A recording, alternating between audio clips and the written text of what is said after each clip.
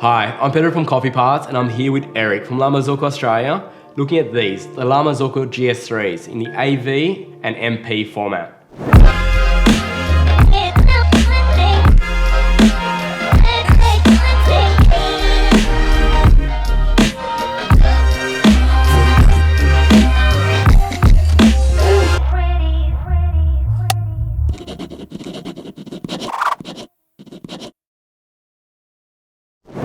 So Erik, you were telling me before that with these Marzocco GS3s, they're actually based on the GS. So the history, these machines come from a long legacy and have big history. Do you want to dive into that before we talk about these actual machines? Yeah, so the GS series. So this is the third iteration from the GS series. The original GS was produced in 1970, so that's over 50 years ago now. GS stands for Gruppo Saturo. So back in 1970, this was a monumental machine. The first machine with a saturated group head design. So the group head itself is made out of pure surgical grade 316L stainless steel, 1.5 litre boiler, and it's completely saturated, meaning the water covers encapsulates the internals of the machine, keeping a fantastic thermal stability. So yeah, it's a wonderful machine on the market. The GS3 was released in 2008. 12 years ago now. 12 years ago now. So it's been an industry leader for the commercial espresso machine for home. It's available on people's kitchen benches, it's available in people's offices, restaurants, even cafes all around the world. Well, funny enough, when they first came out, they came out as the AV, as a volumetric. And obviously I wanted one, so I got one. And then when the MP came out, I wanted the MP. So I started using the AV to rent out to markets, and the machine was abused. Like, it was sent to markets, in the back of cars, going around, and it was just bulletproof. Like, it just kept consistently working. It was so easy. It's got to be the closest blend between a home machine and a commercial machine. Just the ability of being able to plug it in, 10 amp power, have the water reservoir was unbeatable. But then when I had the MP, I really started enjoying playing and looking at my shots. But I had the original valve that had all the O-rings. And from what I understand, Marzocco was always evolving. So do you want to talk about what they've done with the head now? Yeah, absolutely. So we'll start off with maybe some of the specs of both machines. So these machines both have 3.5 litre steam boilers, 1.5 litre brew boilers. The AV stands for auto volumetric, the MP stands for manual paddle. Yeah, as you touched on, no machine with Marzocco is ever really complete. We want to continually innovate, we want to continually improve our products, and you know that it's a vastly different machine from 2008. Some important features of the machine which we've added is the Pro Touch steam wand here on both machines. We've got the IoT functionality with both machines now, being accessible via Bluetooth connection to your phone. But yes, as you touched on, the conical bypass valve with the MP was a really big improvement for the manual paddle system, allowing for a pressure profiling form of espresso extraction. Made the servicing a lot easier too. I remember having to change all the O-rings. Yeah. Now that's no longer an issue. It's super easy to service. But do you want to talk about the flow control? Because I think that's one thing people get confused about. The volumetric, you've obviously programmed amount of volume. Yep. So 30 mils, whatever it might be. And that's awesome for, say, an office environment or a coffee cart. But when you have a bit more time and more passion, something like a home, being able to control that flow really does make a difference. Yep. Do you want to explain it and how they've gone about the pre-infusion on this machine? Absolutely. So a big feature of these machines is the 10 amp power accessibility and also the water reservoir accessibility. So the opportunity to plumb in a machine it's not compulsory anymore. So you have the water tank underneath both machines. What we really got from that was that we needed to find a way that with the water tank and a rotary pump in both machines, a commercial rotary pump in both machines, we need to find a way to pressure profile or manipulate the flow to cause a pressure profile for the end user. So the conical valve essentially is a system where the water inlet is in and the flow is constricted through a mechanical bypass Yep. system where you can open and close the valve essentially to a certain point where the pressure is then diverted down into the waste of the machine. So essentially, if you're pulling open the valve and it hits 3 bars of pressure on the puck, 6 bars of pressure will be then put through the expansion valve. So effectively, you're turning on the pump. Yep. The pump's still running at 9 bars. Yep. And the bypass is allowing the 6 bars to go back. So you're getting the pre-infusion even when you don't have it plumbed in. Absolutely. On a lot of other machines, a lot of machines with E61 head, you needed to plumb it in to get your lines pressure, to get anything above the pressure from the boiler. So to get above the 1, to get to the 3 bar pre-infusion, you need to plumb it in. They've solved this by having a bypass effectively. Yeah, it's simple. It's simple mechanics, and we've really heroed. We're always heroing simple mechanics. Yeah. We want to make it as easy to understand as possible, but also easy to use as possible. So, the improvement between the old system and the new system is certainly from the feedback from end users and feedback from technicians, where we want to achieve the same results and same consistency with extractions as even with the manual paddle. It'd make it easier to service, more reliable, more consistent. And effectively be able to go 3, 6 and 9 bars, so you could ramp up and effectively ramp down in the shot. Absolutely. Pre-infusion, post-infusion, you can do a full 3 bars of mains pressure for an entire extraction. You really have complete control over your flow and your extraction and your shot. Another cool thing about the way La Marzocco has embraced customization culture is you not only have embraced it, but worked with a lot of people who are creating the wooden panels, the glass panels, powder coating machines, building scales into drip trays, changing the levers of the steam from here to the side. And instead of like going, it voids warranty, you guys have really embraced it. What are the customizations you're seeing now most common, or personalization to these machines? Well, I mean, it's a beautiful spirit of La Marzocco that a lot of people have a lot of history with these machines. Yep. The GS3 in particular has been worked on from a number of years with a number of customization options. The wooden panels and the glass panels are very important, but there are some bodies out there that are completely new and completely remodeled. Yes, which is incredible. I think even there's a GS customization option for your machine, so you can make your GS3 look like a GS, which is really cool. So it's a bit of a surprise later in this video. We are gonna magically appear a GS here on the bench. We've been able to borrow it from a close friend of mine, and it's one of the very few in the country. So La Marzocco have one in Melbourne, a friend of mine has one, but globally they've become like almost extinct. Absolutely. So we'll pop one up in a second.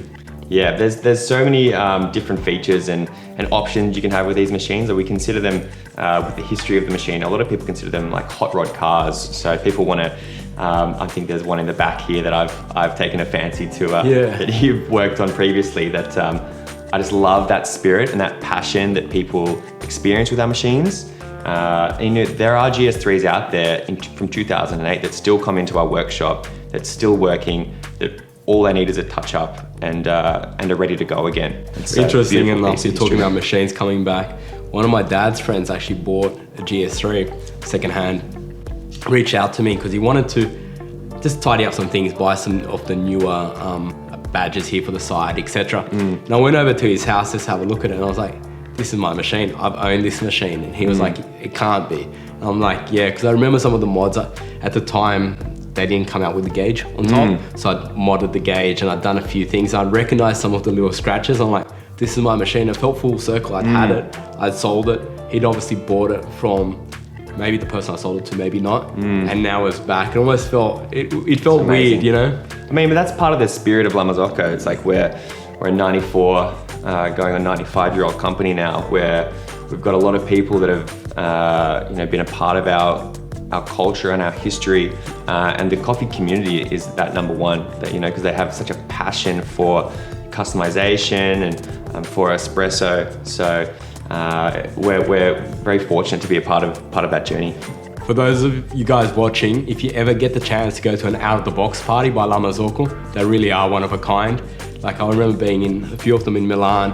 So outside host, I did out of the box parties, and man, there were some hot motorbikes, coffee machines, painted, customized. It really was something out of this world. Well, we've got the World Barista Championships in Melbourne for mice this year coming up in the end of September. So I'm sure there's going to be a few interactions and special things that La Marzocco is going to put on. So I'm sure we'll see you there. Awesome. So just with these machines, they sit above the Mini and in the commercial realm. So they're kind of like home commercial machine. With the differences between the Mini, the GS3 AV and the MP, from what I understand, the Mini is that classic approach to coffee, very simple.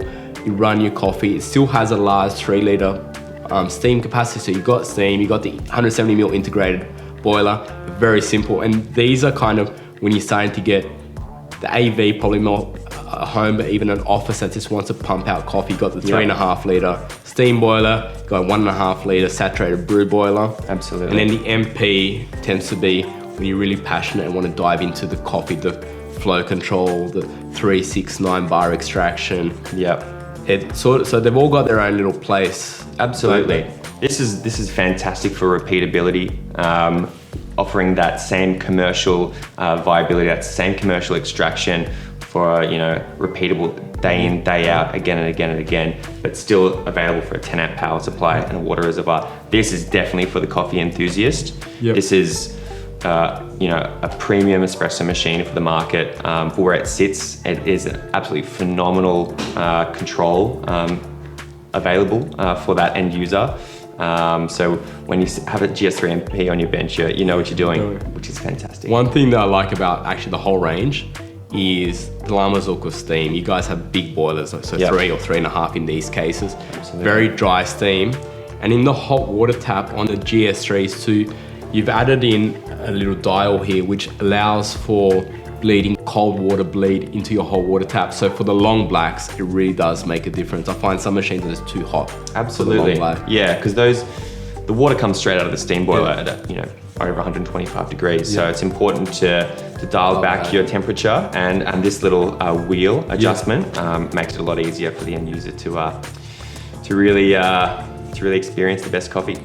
It's actually a simple thing, but it makes a difference. The drip trays are huge on these, and the app, like the Mini had an awesome app, just really dial in control, and that same specs have been used on these. So you can dial in your brew temperature, your steam, everything's controlled, your schedule, everything's now controlled through the app. Absolutely. So you can connect both the GS3 AV and the GS3 MP to the same app with the Mini. You can add them all at once if you like.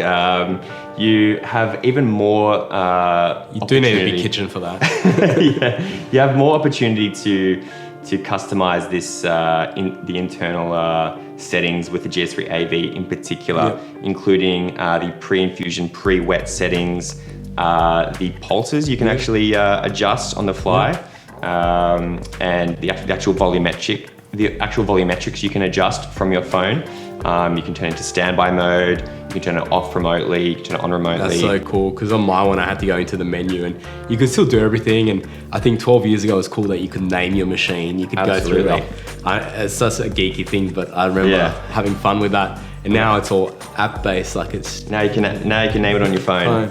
You can change the steam boiler temperature, you can change the brew boiler temperature with the dual PID controls. So it's definitely one for the future, and it's constantly improving, so it's exciting. Cool. And obviously the commercial stainless portafilter.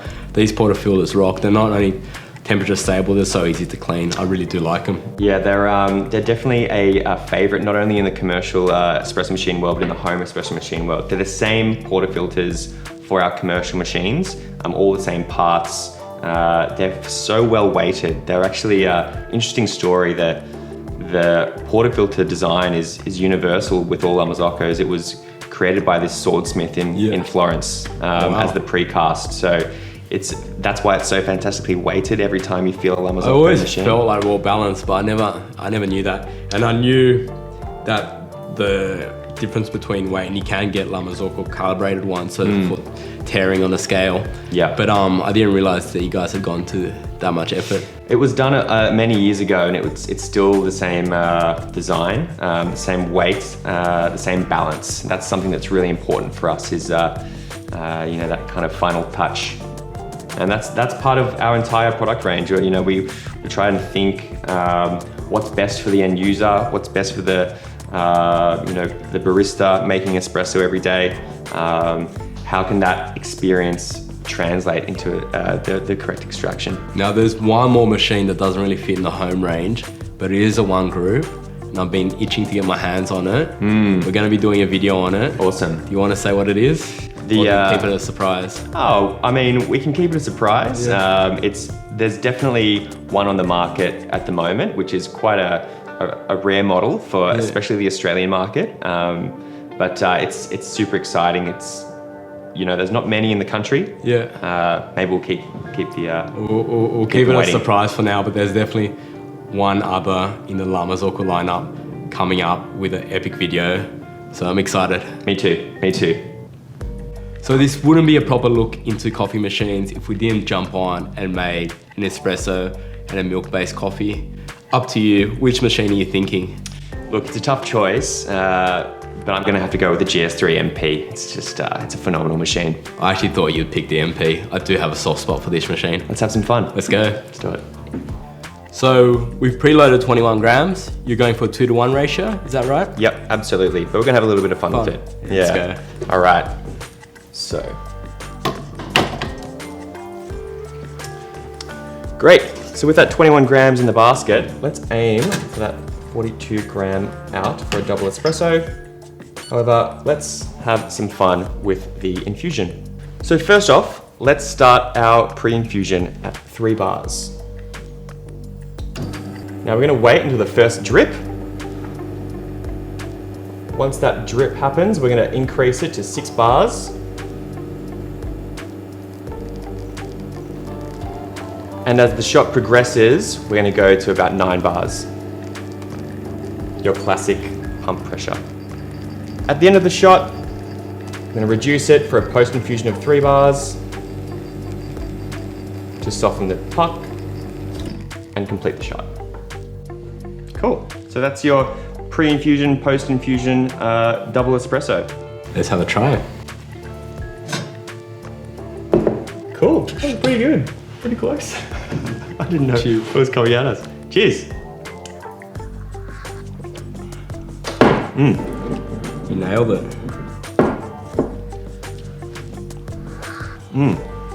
Juicy. Yeah, really juicy. Really nice. Super clean.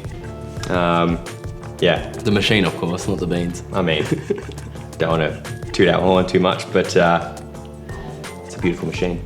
So now that we've done espressos, let's jump in and do a milk-based coffee and see how the steam performs. I mean, a big part of this machine is the steam and how dry it is. So let's go. Let's do it. Great. So let's get going with a double espresso at full 9-bar extraction.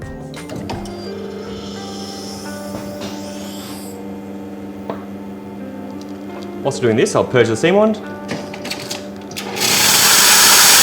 Feel that pressure.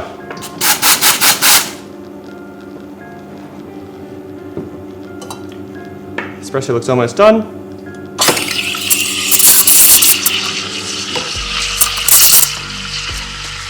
As you can see, you can get that real nice angle out.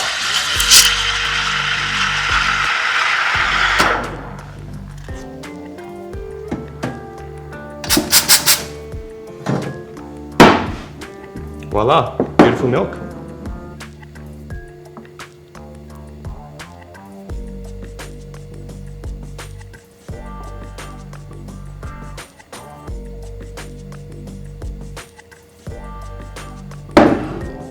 So one thing to note is it is a cool touch arm, and La Marzocco have not only made it cool touch, but they've done it dual stainless, like a stainless internal pipe, rather than running the Teflon pipe, which was more, basically means you don't have to service it.